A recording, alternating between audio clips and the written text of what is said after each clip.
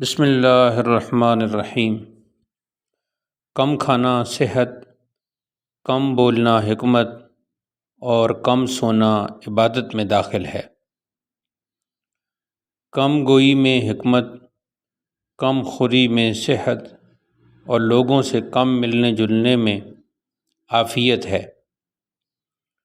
جو پیچھے ہٹا وہ پھر آگے نہیں بڑھے گا۔ لالچ سے زیادہ ذہنی طور پر عقل کو برباد کرنے والی کوئی چیز نہیں، حتیٰ کہ شراب بھی نہیں۔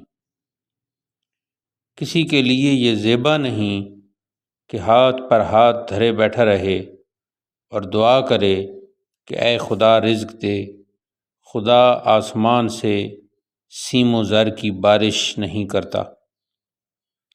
ایمان کے بعد نیک بخت بیوی سے زیادہ کوئی نعمت نہیں۔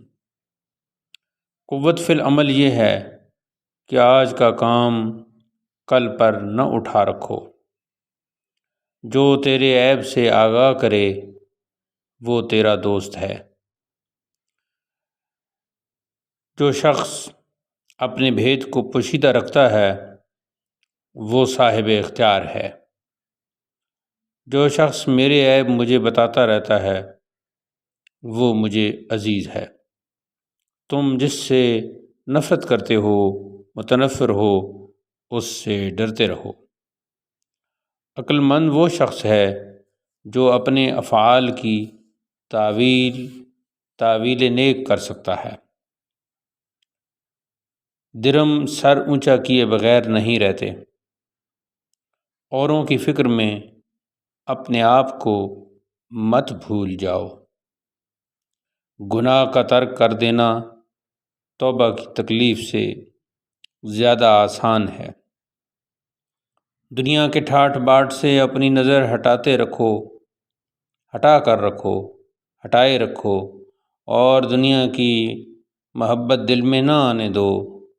خبردار کہیں ایسا نہ ہو کہ دنیا کی محبت تم کو ہلاک کر دے جس طرح پچھلی قوموں کو ہلاک کیا۔